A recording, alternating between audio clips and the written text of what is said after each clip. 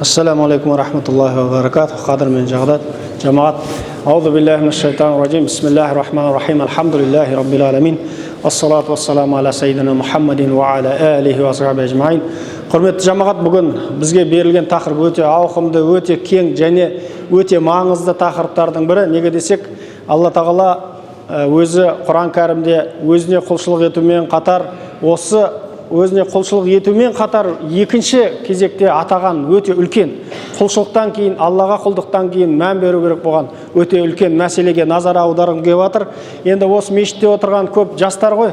Жастар мына кей жағдайларда кейбір нәрсенің қолда барда алтынның қадірі жоқ деп жатамыз ғой.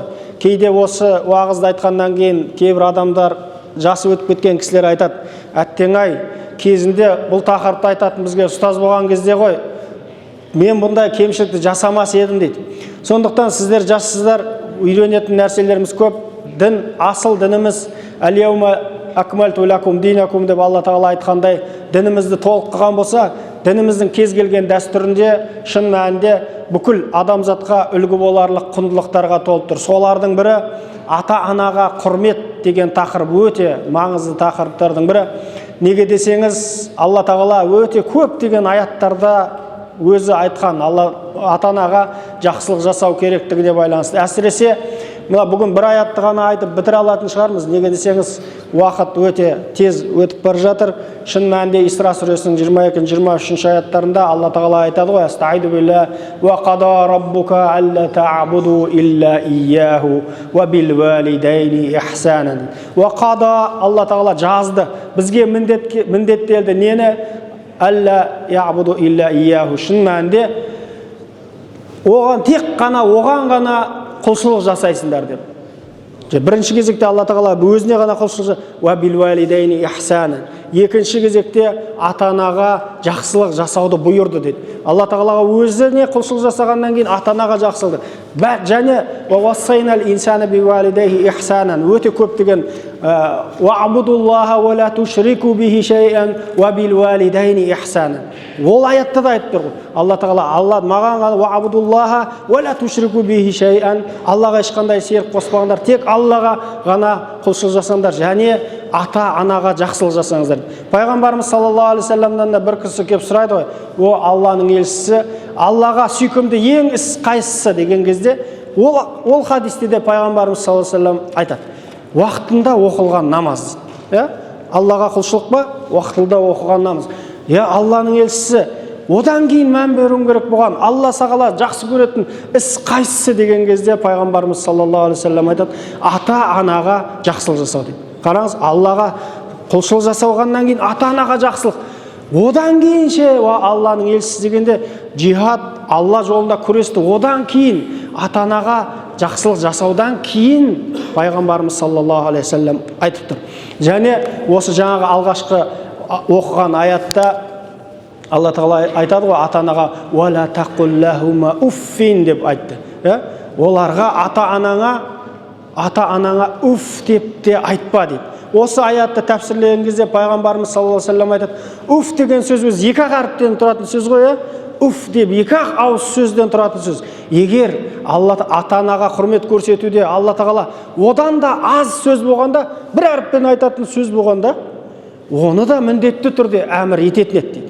Сол үшін мына ағайындар, біз мына мәселеге мән берейік. Біз өзіміз құлшылық жасап жүрміз, Аллаға жақын болуға тырысып жүрміз. Алламен арамдағы есеп мықты деп жүр, бірақ қасымызда, шаңырағымызда жүрген ата-анамызға мән бермесек, сол хадисте пайғамбарымыз саллаллаху алейхи вассалам айтады: ешбір адам дейді, шын мәнінде осы үф деп осыны айтқаннан кейін, ешбір адам қанша ізгі, жақсы іс істесе де, ізгі амал істесе де, бірақ ата-анасына разы қылмаса, ол адам жәннатқа кіре алмайды дейді. Қараңыз, пайғамбар саллаллаху алейхи вассалам айтып отыр хадисте, қанша құлшылық жасаса да, намаз, ораза ұстаса да, бұған мән беретін нәрсе, ата-анасы, егер ата-анасы риза қылмаса, ол жәннатқа кіре алмайды. Пайғамбар саллаллаху алейхи вассалам тағы басқа бір хадисінде айтады: бір кісі келіп сұрайды: о Алланың елшісі, мен Алланың бір екеніне сендім, сенің оның елшісі екендігіне сенім. және 5 уақыт намазымды оқимын, Рамазан айында оразамды ұстаймын, зекетімді беремін, қажылығымына барамын деген кезде пайғамбарымыз саллаллаху алейхи ва саллям айтады, шын мәнінде егер қандай да бір адам осы айтқан нәрселердің барлығын істеп жан тапсыратын болса, ол міндетті түрде қиямет қайымда пайғамбарлармен бірге болады, сиддиқтармен бірге болады, шухадамен бірге болады дейді. Бірақ бір шарты бар дейді. Намаз Алла бір деп таныды, пайғамбарды елшісі деп таныды, намаз оқыды, Құран оқыды, зекетін берді, оразасы ұстады, бірақ бір шартымен дейді, ата-анаға қарсы шықпаған болса дейді. Демек қараңыз, ата-анаға қарсы шығу, ата-анаға бағынбау деген өте үлкен қасіреттердің бірі. Пайғамбарымыз саллаллаху алейхи ва саллям сол үшін сахабаларға айтады. Пайғамбарымыз саллаллаху алейхи ва саллям айтады, сахабаларға қарайды. Әла ухбирукум би акбарил кабаир. Сіздерге күнәлардың ең үлкенінің қандай екенін айтайын ба дейді. Күнәлардың ең үлкендерінің үлкені қайсысы екенін айтайын ба дегенде, пайғамбарымыз саллаллаху алейхи ва саллям сахабалар айтады, айтыңыз уа Алланың елшісі дегенде, бірінші айтады, әл-ишраку биллахи. Қараңыз, Алла тағала бірінші аятта Аллаға серік қоспай құлшылық жаса деді ма? Мына жерде күнәнің ең үлкенінде әл-ишраку биллахи, Аллаға серік қосу деді, және екіншісі ва уқуқул валидайн деді. Қараңыз, уқуқул валидайн, ата-анаға қарсы шығу, ата-ананың сөзін тыңдамау дейді. Бұл өте үлкен, Аллаға серік қосудан кейінгі үлкен күнәлардың қатарында пайғамбарымыз саллаллаху алейхи ва саллям айтып атқан болса, біз кішкене ойлануымыз керек, құрметті жамағаттар. Кейде жаңағы аятта имма яблуғанна индакал кибара ахадухума ау килахума дейді ғой.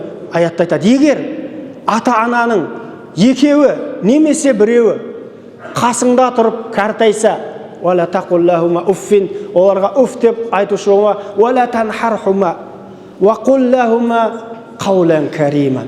Бұл ата-ананы сыйлаудың ең шыңы ғой бұл. Тіпті уф деп айтпа, оларға зекіме, және оларға тіпті сыпайы сөйлес дейді.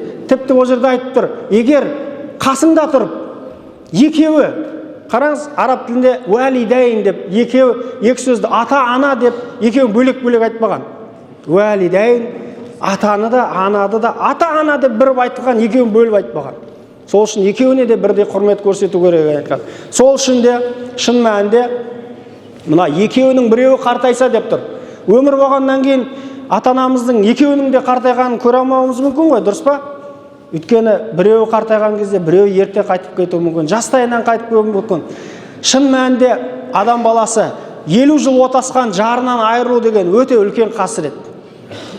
Әсіресе адам баласы қартайған кезде кішкентай бала секілді болып қалады. Кішкентай бала секілді болып қалады. Кішкентай бала секілді болған кезде аяттың жалғасында Алла тағала айтып тұр ғой, вақур раббирхамхума кама раббаяни сағиран. Алла тағалам, менің кішкентай, Алла тағала бізге елестетіп тұр да, бәрі қасында тұрып қартайды. Қартайған кезде қасында 50 жыл отасқан серігінен айырылып қап, үлкен қайғы мұң шегіп отқан кезде, қартайған шағында ештеңкесі, бұрында сенде азығыңды беріп әперіп жүреді, бар тамағыңды беріп әперіп жүреді, квартираның ақшасын беріп жүреді, барлығын беріп жүреді. Қазір жағдай жоқ ондай. Жұмыс істейтін күш жоқ, қуат жоқ, ақша табатын жағдай жоқ.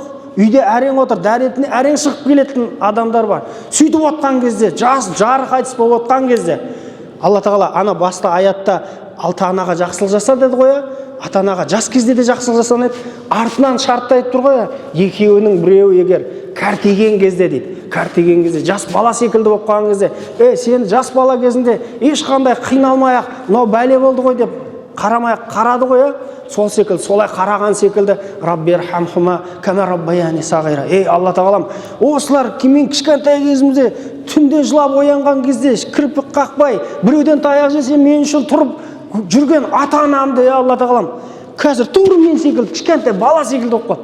Алла тағалам, мен шамам жетпейді, Құдайдан сұрап жатырмыз. Мен шамам жетпеуі мүмкін оларға қарауға.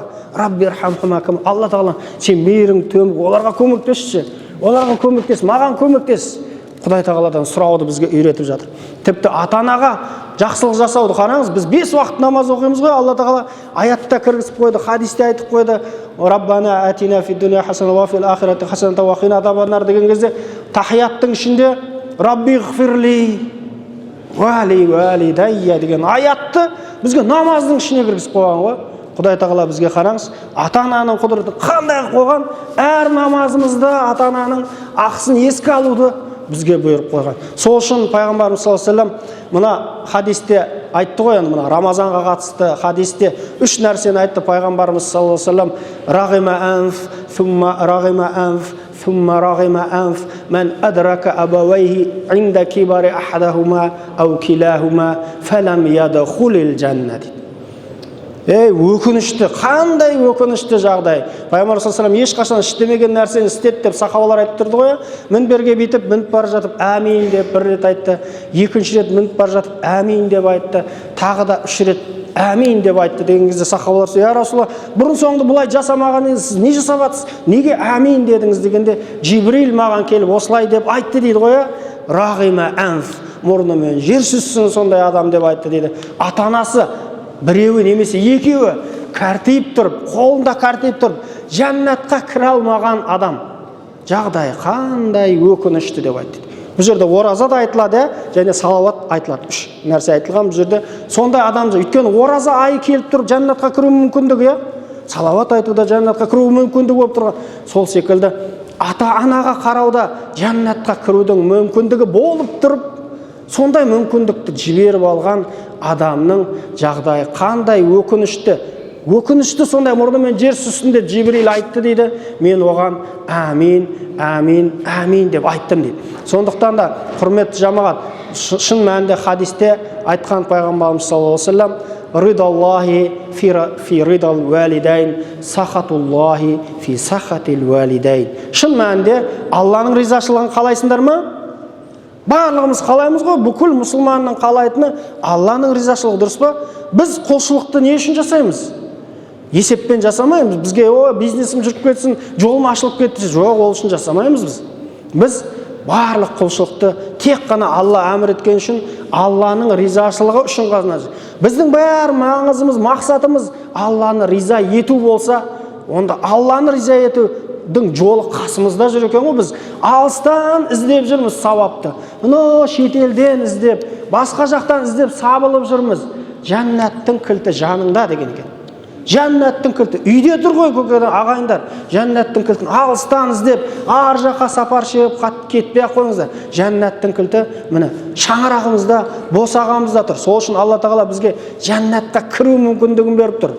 Жәннатқа кіру мүмкіндігін пайдалана алмай қалсақ, ол жағдайымыз қатты өкінішті болады. Сондықтан да шын мәнінде пайғамбарымыз саллаллаху алейхи ва саллям бұған қатысты өте көп деген хадистер бар. Bir күн сахаба келеді ғой: "Ой, Алланың елшісі, мен осындай жұрттың бәрі кетіп жатыр, елін қорғауға кетіп жатыр. Мені де жібер, мен де елімді қорғау үшін қолыма қару алып, елімді қорғағым келді, Расулалла, жібер мені" деген кезде пайғамбарымыз саллаллаху алейхи ва саллям айтады: "Әке шешең бар ма?"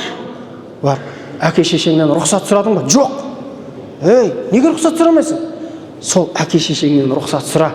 Егер әке шешең рұқсат берсе кел" дейді. Рұқсат бермесе, солардың қалып батасын ал, сол сен үшін жихад деп айтады. Бір пайғамбар саллаллаху алейхи ва саллям, Абу Хурайра сахабада айтады ғой: "Мен пайғамбар саллаллаху алейхи ва саллям осы бір хадисте айтқан бір шайқасқа барар кезде пайғамбарымыз саллаллаху алейхи ва саллям анама келіп айттым" дейді: "Анашым, дайындал, мен кеттім." Пайғамбарымыз саллаллаху алейхи ва саллям жорыққа кететін болды. "Мен Алланың елшісімен бірге болуым керек, ел үшін болуым, достарыммен бірге болуым керек. Анашым, кеттім, мен жолға шығамын" деген кезде Абу Хурайраның анасы айтады: "Балам, қайда барасың? Мен жалғыз өзім үйде. Тамағымды да істеймін дұрыстап, көзімді күнді қарамаймын. Мен риза болмаймын саған. Ақ сүтімді адал қылмаймын" деді. Сөйтеді Абу Хурайраның мамасы, анасы пайғамбарымыз саллаллаху алейхи ва саллямға барып айтады: "Алланың елшісі, жалғыз балам Абу Хурайра осындай, мен жорыққа шығамын деп осындай қылып жатыр, байбалам салып жатыр. Я Расулалла, мен не істеймін? Жалғыз өзім қалай күнімді көремін" деген кезде пайғамбарымыз саллаллаху алейхи ва саллям айтады: "Анашым, сіз бара беріңіз, мен өзім сөйлесем." Абу Хурайра пайғамбарымыз саллаллаху алейхи ва саллямға келеді. Пайғамбарымыз саллаллаху алейхи ва саллям қарамай қойды Абу Хурайра. "Я Расулалла, не болды? мен сізді ренжітетіндей не жасап қойдым деген кезде пайғамбарымыз саллаллаху алейхи вассалам, жалғыз анаңды тастап қайда барасың? Анаңды қызмет жасау, соның батасын алу, сол үлкен жихад деп айтты. Қалайша бұл адамдар түсінбейді деп пайғамбарымыз саллаллаху алейхи вассалам кейіп айтты дейді маған.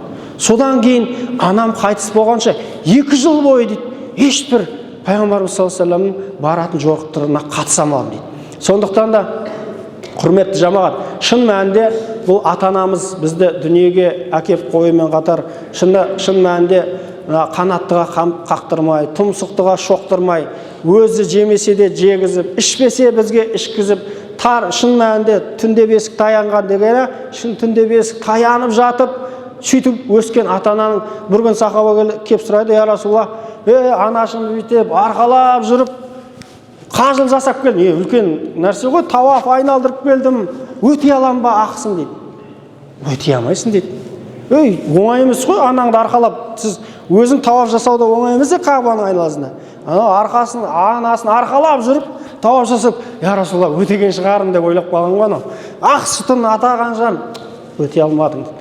Бір толғағында ақысын өте алмадың. Шын мәнінде қараңыздар, ойланайық. Негізінен қанша ана бар, біз ойлаймыз ғой, ана жүкті болады, туа салады, не болыпты деп. Оңай емес туу деген. Бала дүниеге алып келу деген оңай емес. Бала дүниеге алып келу деген сөз Алланың рахымы болмаса бар ғой, ана дүниеге алып келейін деп жатқан әйелдердің негізі 90% қайтыс болып кету керек негізінен. Тірі қалу мен өлімнің арасында жатып сені туып жатыр ғой, дүниеге алып келіп жатыр ол ата-ана. Ол ойлап жатқан жоқ, өліп қалсам не істеймін деп ойлап жатқан жоқ. Балам дүниеге алып келейін деп жатыр ол. Оның жүкті кезіндегі жасаған, тартқан тауқыметтерін айтсайшы, ішіп жүрген тамағын жей алмай қалады ғой, құса береді, бәрін көрсіндіріп, біз жеп рахаттанып отырған жей алмайды. Неге? Өйткені сенің организмге басқа нәрсе келеді. Біз ананың сүйегін ішінде отырып, ананың сүйегіне баратын нәрсені жеп атамыз ғой мына жақта. Сол үшін пайғамбарымыз саллаллаху алейхи вассалам 3 рет анаңа деп айтқан себебі, бірінші жүктілік кездегі, одан кейін емізу кезеңдегі, содан кейін барып шын мәнінде оны тәрбиелеу кезеңін шын мәнінде қарасаң 2 жасқа дейін кезеңі, жүктілік кезеңі, бұның барлығы ананың атаның алдындағы қаншалықты ақысының жоғары екендігін айтып келді. Сол үшін пайғамбарымыз саллаллаху алейхи вассалам ата-анаң болмаса бір хадисте айтады, анаң немесе әкең сен жәннаттың ортаңғы қақпасы дейді. Мына ортаңғы қақпа ең үлкен қақпа ма, мешітке кіретін ең үлкен қақпа. Ата-анаң сол мешіттің ортаңғы қақпасы дейді ғой. Қаласаң ол қақпаны ал, қаласаң ол қақпаны тәрк ет дейді. Бәрі байланып жатыр ма? Аяттар, хадистер бәрі байланып жатыр. Демек, жәннатқа кірудің жолы алыстан іздеу қажет емес екен. Шын мәнінде жәннаттың кілті жаныңда деп, жанымызда көп сауаптар бар негізі, көп сауаптар, біз елей бермейтін көп сауаптар бар. Шын мәнінде әке-шешеміздің сол бір қарапайым айтқандай ләббайк, пайғамбарымыз саллаллаху алейхи вассалам айтады ғой, пайғамбарымыз саллаллаху алейхи вассалам ата-анасына қалай құрмет көрсеткенін біз білмейміз, өйткені ата-анасы ерте қайтыс болып кеткен. Айтады ғой, егер де менің ата-анам тіріліп келіп намазда тұрған кезде, ей Мұхаммад деп шақырса, намазымды үзіп ата-анама барар едім дейді. Ләббай анашым, ләббай көкешім деп барар едім дейді. Бұл қандай құрмет? Қараңыздар, қазіргі адамзат сондай білім, ғылым, технологияда, тәрбие, этикада, психологияда қандай жоғарғы дәрежеде жетті. Бірақ ата-анаға құрмет жасауда бұндай дәрежеге ешкім әлі жеткен емес. Сол үшін құрметті жамағат, Алла тағала бізге көптеген мүмкіндіктер берді. Рамазанды бір мүмкіндік, жәннатқа кіруге мүмкіндік берді. Салауатты мүмкіндік берді, құлшылықтарды мүмкіндік берген болса, Алла тағала ата-анаға құрмет жасау арқылы, ата-анаға жақсылық жасау арқылы жәннаттың төріне баруға сондай бір мүмкіндік жасаған болса, ағайындар, құрметте айтқан бұрында естісем мен ата-анама бүйтіп деп айтпас едім ғой. Мен бұрында талай адамды көрдім мен осы нәрсені айтқанда. Қайда болдың бұрында? Мен ата-анам кетіп қалды аршетке. Кімге жақсылық жасайын қазір? Ондай жақсылық жасайтын ана бір сахабаның анасы қайтыс болған кезде өкіріп тұрып жылайды. Сол сахабалар таң қалып қойды. Сен тағдырға иман келтірген адам емессің бе? Өкіріп тұрып жылағанын не істейсің? Сол кезде айтады, мен бишарамын ғой, бишара. Бейбақ, мен жыламай, кім жылайды дейді. Алла тағала жәннатқа баратын есіктердің біреуін жауып тастады ғой. Мен мүмкіндігімді ақ қойды ғой, мен жыламай, кім жылайды? Мен ғой нағыз бишара дейді. Сол үшін қартаймаған ата-аналарың болса, өз күнін өзі көреді ғой. Қартайған ата-ананы қарау оңай емес. Қартайған ата-аналарың болған кезде қарасаңдар, жәннаттың кілті Алла тағала жанымызда қойып қойған екен. Сондықтан құрметті жамағат, әрбір дінімізде керемет осындай құндылықтар бар болса, сол құндылықтардың бірі мына қоғамның шайқалмауы үшін, жақсы ұрпақтың тәрбиелеу үшін ата мен баланың арасындағы қарым-қатынас, бала мен ата-ананың арасындағы қарым-қатынасты қамтамасыз етіп. Қараңыздар, Құран кәрімде ешбір аяттарда ішіңдер, жеңдер деп көп айтпайды. Балдарыңа жақсы қараңдар, балдарыңа үйтіңдер, балдарың мейірімде бөлеңдер, құшақтаңдар, сүйіңдер деген көп аят жоқ, айтпайды. Бұны адам өзі табиғатынан жасай береді оны. Бірақ ата-анаға әркім өз ықыласымен жасай алмайды. Сол үшін қайта Алла тағала бізге бір-ақ аятты айтса жетер еді ғой, біз орындар едік қой. Бірақ Алла тағала біз ұмытшақ болған үшін қайта ата-ананың ақысы, қайта ата-анаға жақсылық жасауды бізге есімізге салған болса, мұсылман ретінде, иманды ұрпақ ретінде өзгелермен жарыспауымыз керек. Өзгелер ата-аналарынан құтыламай басқа жаққа апарып тастап кетіп жатыр ғой, ағайындар. Көке, мені жәннатқа кірудің мүмкіндігі Құдай беріп тұр саған. Қаяқтағы басқа жаққа апарып тастаған көке. Айырылып қалған кезде жылап жатыр адамдар. Мені үйімде тұр екен ғой бұл мүмкіндік. Ағайындар, сауапты алыстан іздемей-ақ қояйық. Сауапты шаңырағымыздан табуымызға болады. Бұл менің құрастырып жатқан емес, пайғамбар саллаллаху алейхи ва саллям Алла тағаланың бізге бекіткен дінінің өлшемдері. Сондықтан құрметті ағайындар, әрбір дініміздің құлшылықтары, әрбір құндылықтарын бойымызға Алла тағала сіңіруді нәсіп етсін. Сол сіңіргеннен кейін соның жемісін осы дүниеде де және ақыретте де Алла тағала жеуді нәсіп етсін. Амин. Алхамдулиллахи раббил аламин. Ал-ақибату лил муттақин. Ассалату вассаламу аля ашрафил мурсалин. Аля саййидина Мухаммадин ва аля алихи ва асхабихи ажмаин. Амин. Алхамдулиллахи раббил аламин.